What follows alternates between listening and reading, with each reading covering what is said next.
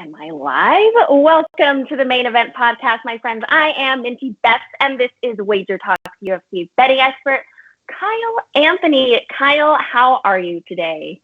I'm doing all right. It was a interesting night. We'll get into a little bit what happened last night. But, hey, we got 3 cards. Finally, the last legs here. A lot of betting going on. So it's been a good run. Let's do it. This Saturday, May 16th, we've got UFC on ESPN 8 with the heavyweight main event being Alistair Overeem and Walt Harris, taking place in none other than Jacksonville, Florida, the current fight island as of now, I would say. Today, Kyle will give 3 free plays breaking down 2 fighter styles, how he capped it, why he likes one fighter over the other, and of course, conclusion to finding value in the bet. Kyle is an 86% winner in 2020 and on an 18-2 run, increasing clients' bankrolls by over 40% return. He's got 3 4% best bets loaded for Saturday night on WagerTalk.com, so go check it out. Last night, Kyle went 1-1 on his plays, cashing in on Simone, losing on OSP. Not going to lie, that was kind of ugly on OSP's part. What are your overall thoughts? Not that I need to ask you, I can just tell by your head shaking, on last night's plays. The first, the good news. Simone, he did his thing. He went out there. The big thing was going to be his wrestling. The price was really good on him. I really thought, anywhere in the minus 150, minus 160, even above that, just the way that he is. Borg got good power, but he really just the reach and the level changing for Simon is just very, very good. So he did a great job there, got us to cash in. I know a lot of people across the board were taking him, so it was good to see a lot of people cashing. But OSP, this was probably one of the worst bets that I have made in a long time. Right away, you saw just how he was kind of just dancing around that first round. And then he just kind of stuck to that the entire fight. It just didn't make sense. Even when he was throwing some combinations in there, he started to land, and then even Rothwell wasn't even throwing punches at times, just kind of walking him down, and he still just wasn't firing a punch. So I don't know what was going on there. Horrible fight. He dropped him at the end. When I heard the split decision, when I heard they announced it was going to be a split decision, I thought we'd maybe squeak one out there, but it didn't happen. It was a horrible. Yeah. So 1-1, but what are we going to do? It's okay. Got to bounce back. So before we get into your free plays, what were your takeaways from there being no crowds in the last 2 UFC events? I personally didn't mind. I kind of liked it. Yeah, it's so different. The one thing is, I've been to so many UFC events, but the one thing is, it's the energy there. You got the crowd. Everyone's excited. Everyone's going. It's it's constant cheering and there's so much action going on. But it's a different environment when you got this. It's kind of, you can hear the punches. The fact you can hear the impact of leg kicks and how brutal it is. It takes a lot of it away when you hear the announcers and they're kind of cheering and these kind of things. But when you can hear just them walking around on the mat and there's noise and even the announcers were saying that the fighters could hear, they could hear them, which is a weird thing. Do you think that affects the way they fight when they can hear the announcers and stuff like that? Well, they even had Daniel Cormier even said during it, I should talk lower, because they were literally right in front of them. And he was saying, hey, he should move his leg here. He should do this. And, you kind of hear those things. And then they even have, which I don't know if anybody saw it, but this morning they had at the very end of the Glover versus Anthony Smith fight, Glover's on top of him, and this is, we'll get into that later, but this was just a beating. And even at the end, Glover had said to him, I'm sorry, this is a part of the job. Like, you hear him saying that, and Anthony Smith is like, I know. And he just kept. So those kind of things you normally don't pick up camera, mics don't pick up. So it was interesting, but I think it's good for now, but I need to get back to the craziness of the crowd. I got it. I thought you were going to talk about the where Teixeira was handing not Teixeira. The tooth to the ref, and I was like, ew. The fact that he's getting like beaten up, and he picks up his tooth as he's getting beat up and hands it to him, like, hey, he's like, I'm going to need this. So it was pretty. No one of these things, again, you don't pick up those tiny little details, but it was an interesting night. It was so interesting. All right. Well, the first fight we'll discuss an undercard fight on UFC on ESPN 8. Nate Landwehr -104 versus Darren Elkins -114. In this bout, you've got 2 fighters both coming off multiple losses in a row. How do you factor that into your capping? Well, I think that the one thing for sure, just in a general sense, is a lot, just the betting market in general, when fighters are coming off a couple losses, it always just seems that casual bettor is going to be really starting to gravitate towards the other fighter. In this situation, both of them have a couple losses. We'll talk about it in a second. But in a general sense, the market does move that way. So I think that it's very interesting when you take a look at it, that it presents value. And it really is going to come down to who they lost to, how they lost, what happened. A lot of different things go into that. So I think if you just go up a guy that, hey, he lost 3 in a row, and again, your average bettor is going to do that, I think it provides value. If you really dive into how it happened, why it happened, the level of competition that they had, I think that's where, you're going to find more value in. Yeah, definitely. So no doubt Elkins is durable, but does he have the striking to win at this even money price? Break it down for us, Kyle. Well, I mean, the one thing here you've got, Elkin is a great wrestler. Elkins is a great wrestler. He's a durable guy, like you were saying. He can take the big punches, keep moving forward. And if you've never seen him fight, it's like basically like in those movies where a zombie keeps getting shot, but he just keeps going forward. Oh. That's Darren Elkins. If you go back to see the last couple of fights, that's what he does. But the big part about it also is that, the last 3 fights that Elkins had, he's coming off 3 straight losses, but he lost to Lamas, Hall, and Volkanovski. Volkanovski is the current champion right now who beat up Max Holloway. That's a huge step up. You've also got Lamas. Lamas is a great vet, a good counter wrestler, which is something, again, a path to victory for Elkins. Couldn't really find a rhythm in that fight, lost that fight. And then against Ryan Hall. Ryan Hall is an elite grappler. And in that fight, Elkin just couldn't get going. He just could not get going because he was scared of the level change. Although he's got good wrestling, he was scared of those level changes. And Hall was able to just kind of pick him apart through that fight. And then you look on the other side, and you've got Landwehr. And with this guy, he's sloppy striking.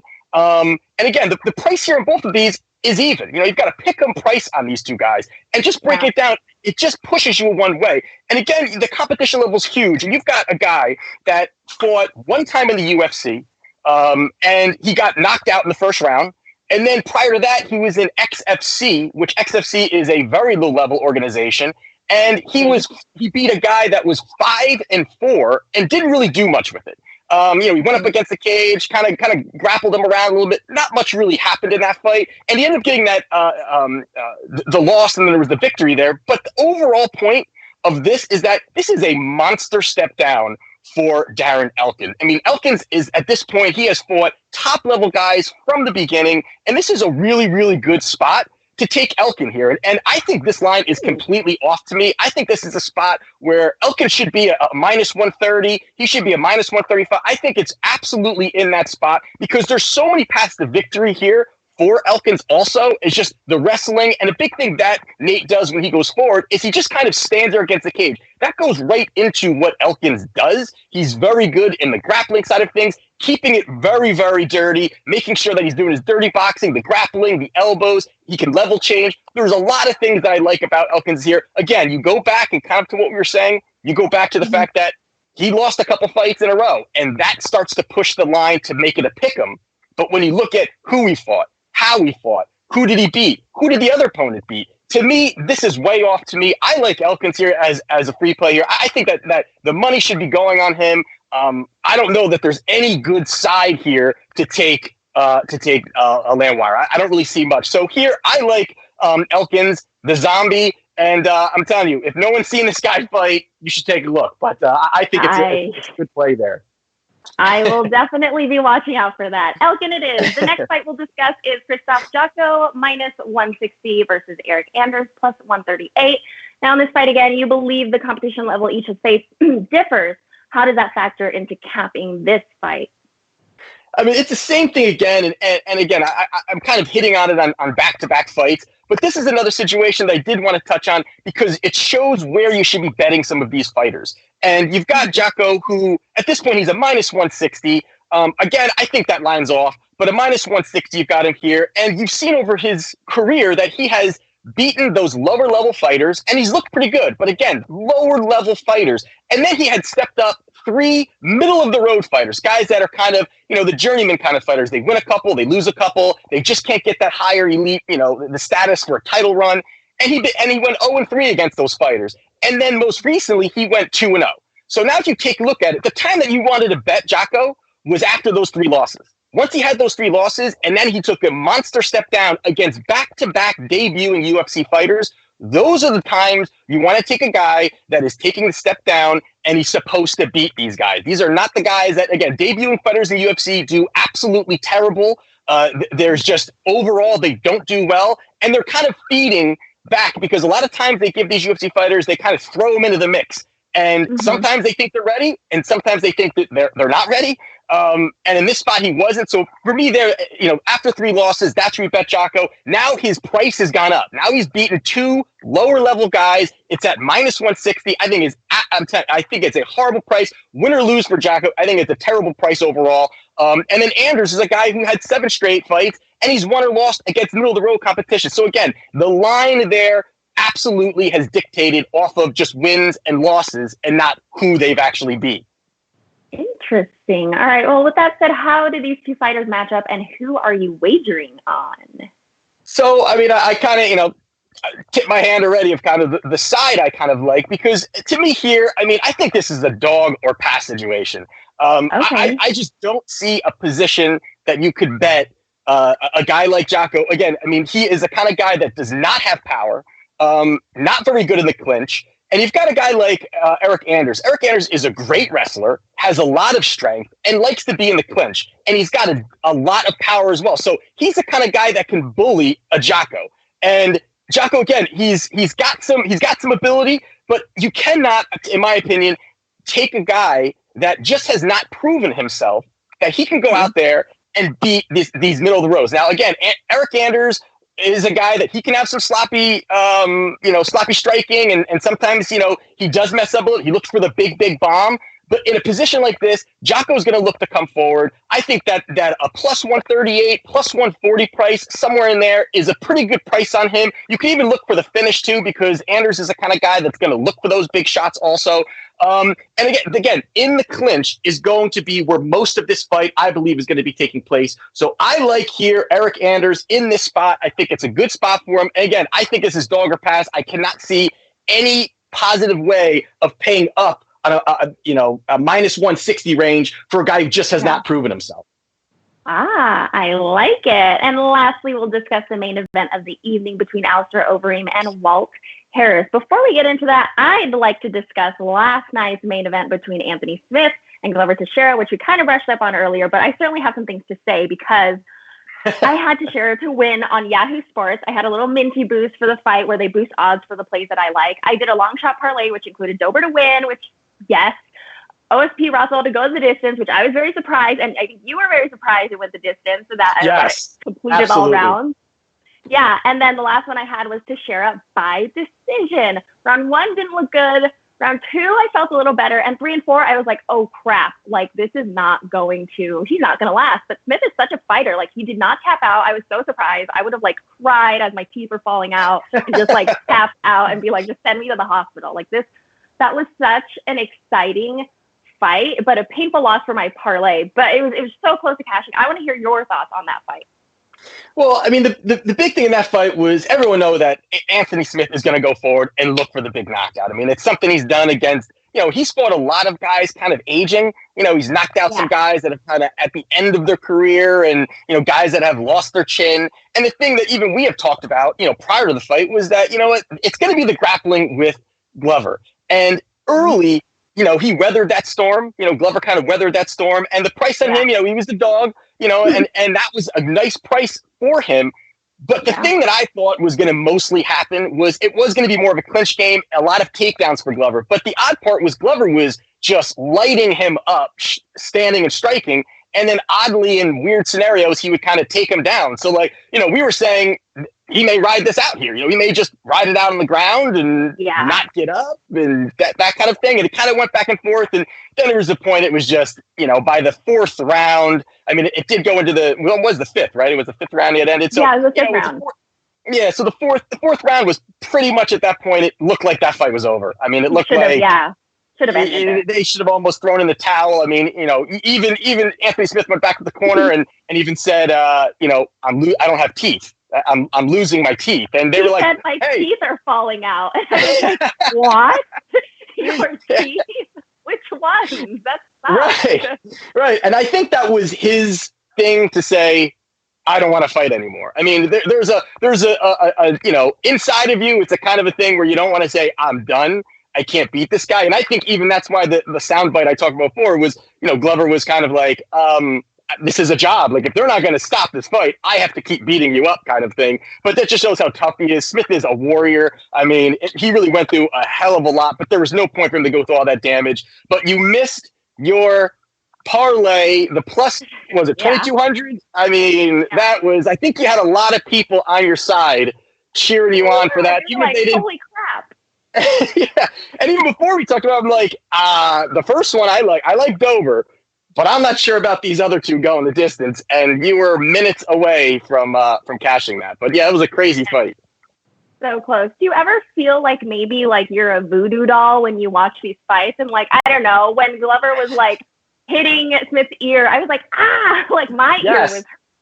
Yes, I mean, especially even when they do like a groin shot or something. I think every male is like, oh my god. Yeah, so you feel their pain sometimes. You feel their pain. Yeah, absolutely. Okay, that was a great fight, and but I didn't watch like half of it, but it's okay. Anyway, on to the main event for Saturday's card: Alistair Overeem plus 135 versus Walt Harris minus 155.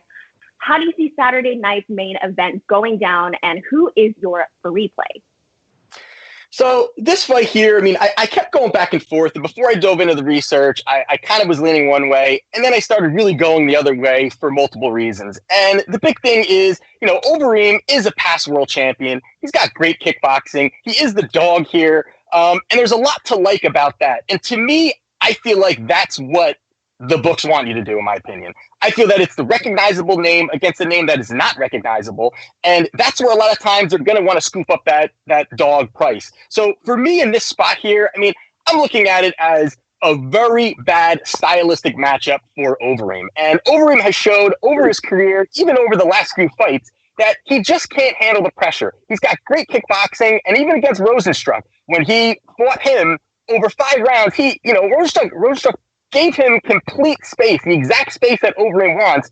Rosenstruck gave it to him until the very end where he threw the big bomb and landed it. And that's something that Overeem is just not able to really, sit. Another guy past PEDs, past steroid use, and has kind of, tilted down after that. And another thing that he does is when he pushes forward, which almost brings me back to what OSP did last night. Overeem absolutely all the time, when he's pushed forward, he ends up kind of doing this weird run away from the cage. And it almost even I know I'm getting like flashbacks of oh god, I don't want to say that guy's name anymore, but yeah, and he kind of does this weird run away, which to me, that takes a lot away from the judging too. When you keep doing that and you're not engaging, once in a while it's okay, but you do it consistently. And also when he can't get out of those spots, he turtles up. He kind of puts his head down and allows shots to happen. A guy like Will Harris has a lot of power. He likes to move forward, and he's a guy who's going to want to engage. So I think that, in the grappling side of things, you've got Overeem. He's good with his Muay Thai, but I really like Walt Harris here. I think that the minus 160 range that you're looking at is a good price. And again, I think this is set up. If this wasn't Alistair Overeem, I think this line would be a lot further. It's the recognizable name, a past champion, a guy in more the end of his career. Although Will Harris is, older also, younger than Overeem, but older also, I think this is a good spot. He's shown a lot of elevation when it comes to just his striking. So I think this is a really good spot for Walt Harris here overall. So I'm taking Harris. I think the awkwardness, and anyone awkward at this point that's fighting, I'm not taking them. So I'm going Walt Harris here. Nice. All right. I like it, Kyle. Thank you so much for your time and for those replays. Good luck to you this Saturday. Everyone, please do not forget to check out Kyle's client plays. On WagerTalk.com. He's got 3 locked and loaded for Saturday's fights. And don't forget to subscribe to WagerTalk TV here on YouTube and follow us on Twitter at WagerTalk, at Kyle Anthony UFC, and at Minty Beth. Thanks so much, guys.